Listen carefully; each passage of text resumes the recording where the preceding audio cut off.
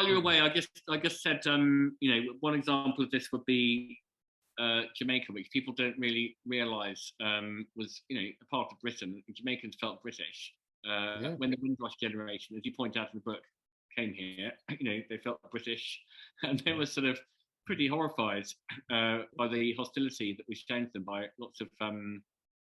They not only felt British, they, in legal terms, again, were British. They weren't members of another country. We always think about the Windrush as though, it was the HMS Windrush. It was a British government ship that went to recruit British subjects from the colonies to the metropole. We use the term to describe them as migrants, but in legal terms, they weren't, because they weren't members of another nation state. They were as much migrants as somebody moving from Cardiff would be a migrant to London.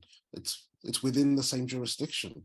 And so I felt that this kind of conversation about what decolonization was quite absent in this recent debate around, decolonizing faulty towers and decolonizing the proms. And, I felt that, and I thought that kind of more culture wars discussion of decolonization was actually taking away from the real substantive importance of this term, which is the way in which it reframed our political, legal, and economic society in the middle of the 20th century. And so this is why I felt that we needed to kind of return to this story, because it was important, like you say, for British people to know, well, what happened in the middle of the 20th century in Jamaica and India and Ghana and Nigeria and Singapore and all these different territories that the decolonization from the British Empire is a fundamental national story.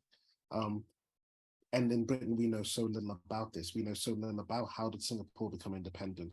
Who were the leaders in Jamaica? Who were the leaders in Barbados, in the Bahamas, in all these territories?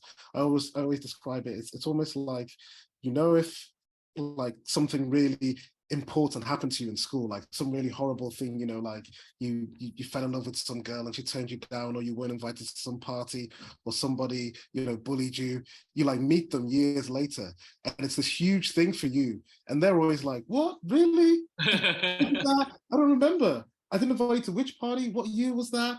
And I always feel like that's how Britain moves through the international sphere today, that I include in the book, the story of Tony Blair, facilitating the handover of Hong Kong back to China. And he gets in a conversation with the Chinese premier who talks about the Opium Wars. And Tony Blair writes in his, in his autobiography that he had no idea what the Opium Wars were. He had no idea when they happened, who was the people. And this is a thing that's like an absolute national moment of tragedy in the Chinese memory. It's almost like a French prime minister coming over to Britain, French president coming over to Britain and saying, "Oh, I've never heard of Waterloo." We would rip them apart. But yet Britain, we feel we move through the world with this ignorance of the significance of empire and decolonization, and that might be fine if in that metaphor, the child that you bullied and forgot that you bullied in school is Botswana or Sierra Leone. Might not be such a big issue.